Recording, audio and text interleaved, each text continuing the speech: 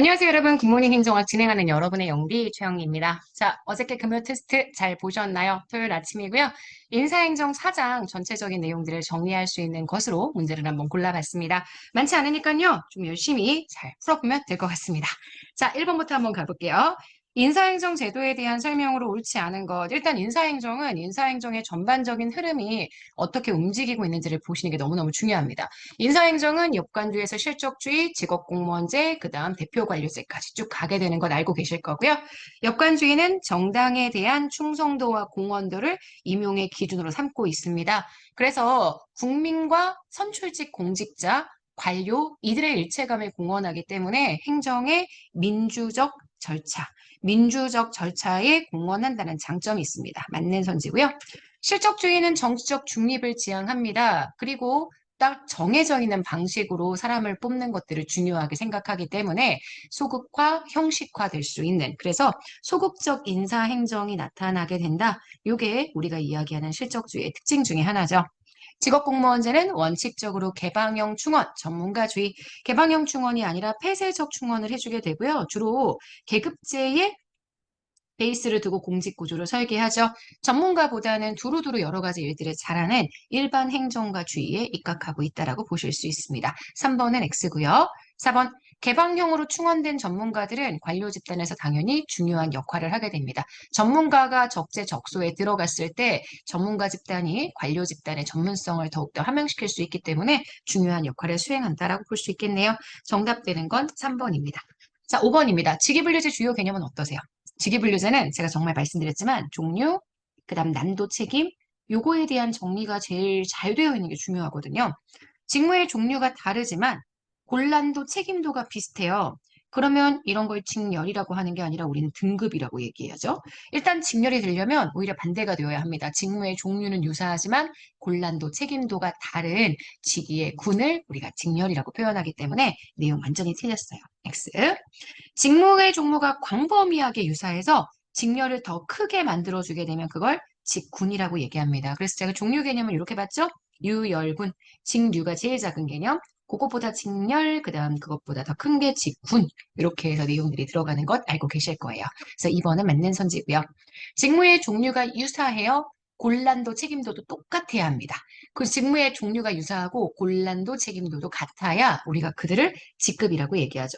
직무의 종류가 유사한데 곤란도와 책임도가 다르다라면 이걸 우리가 직렬이라고 표현을 해주게 됩니다. 그래서 이것도 틀렸고요. 동일한 직급 내에서는 더 쪼갤 수가 없습니다. 직급은 가장 잘게 쪼개진 개념이기 때문에 직급보다 더 작게 쪼갰다. 그러면 그거는 한 사람의 직위가 되죠.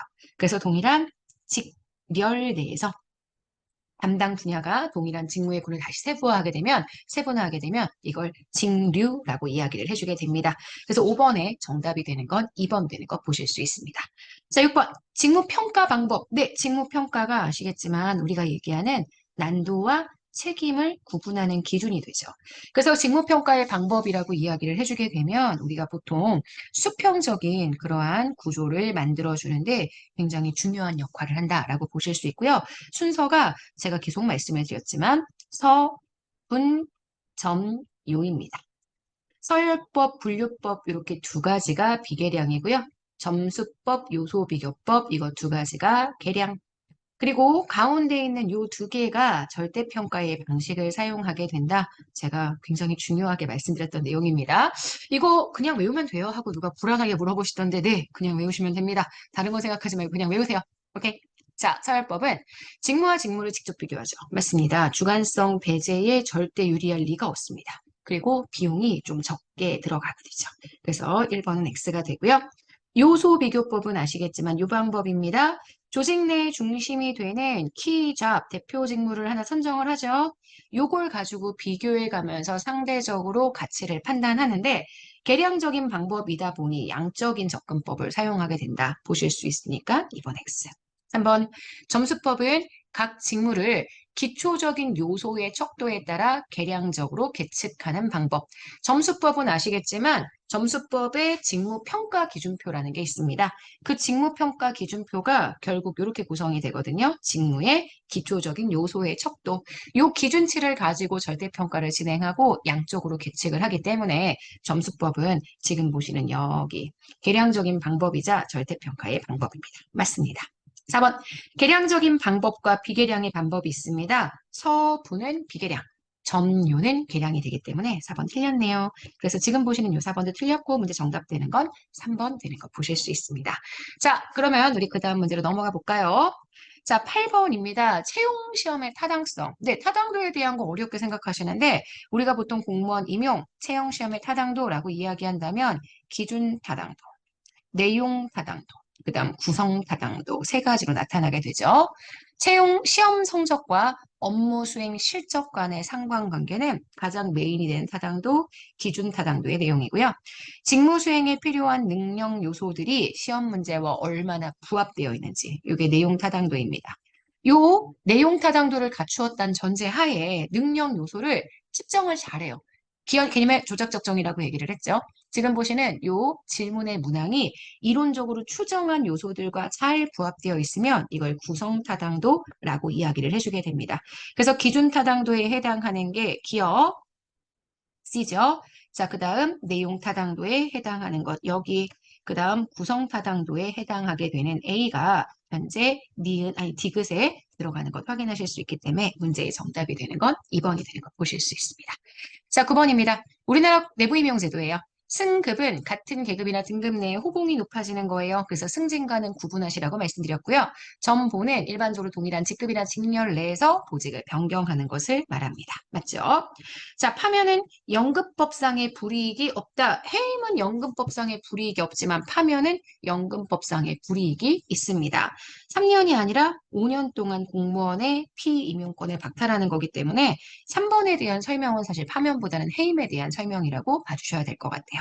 4번, 직권 면직은 폐직 또는 과원 발생 등의 경우 임용권자가 직권에 의해 공무원 신분을 바탈하는 강제 퇴직의 방법이다라고 얘기할 수 있습니다. 그래서 9번의 정답은 3번 되는 거 보실 수 있습니다.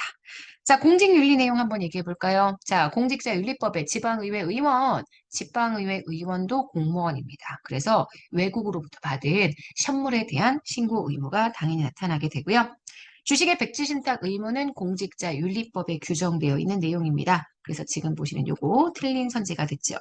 3번 국가공무원법에서 공무원은 공무 외에 영리를 목적으로 하는 업무에 종사하지 못하고요. 소속 기관장의 허가 없이 다른 직무를 겸할 수 없다라는 규정이 들어가 있습니다. 공무원 행동 강령 또는 공직자 행동 강령 아시죠? 공무원이 준수해야 하는 행동 강령으로 국가공무원법에 근거를 두고 만들어진 대통령령이 아니라 부패 방지 및 국민권익위원회 설치 및 운영에 관한 법률, 부패 방지 권익위법이죠. 부패방지권익위법에 근거를 두고 만들어진 대통령령입니다. 본래 자율적 윤리였는데 OECD가 법제화시키라는 주문을 1990년대에 내렸었고요. 그래서 공직자 행동관령은 형제 부패방지권익위법에 근거를 두고 있는 대통령령에 해당하게 됩니다. 자, 문제의 정답이 되는 현재 맞는 선지는 그래서 3번 되는 거 보실 수 있어요. 자, 인사행정은 좀 할만하신가요? 암기할 게 워낙 많아서 내용이 어렵진 않은데 암기가 조금 까다로운 영역입니다. 하지만 자주 보고 암기해 주시는 게 되게 중요해요. 아시죠? 자, 오늘 토요일입니다. 여러분 잘 보내시고요. 우리 내일 아침에, 오늘 오후에 이제 재무행정, 헬재무에 드디어 들어갑니다. 헬재무 보고요. 그 다음 내일 아침부터 다시 헬재무 5장 복습 스터디 진행하도록 하겠습니다. 오늘 하루 정말 여러분 거예요. 힘내고 우리 내일 아침에 또 만날게요. 여러분, 안녕.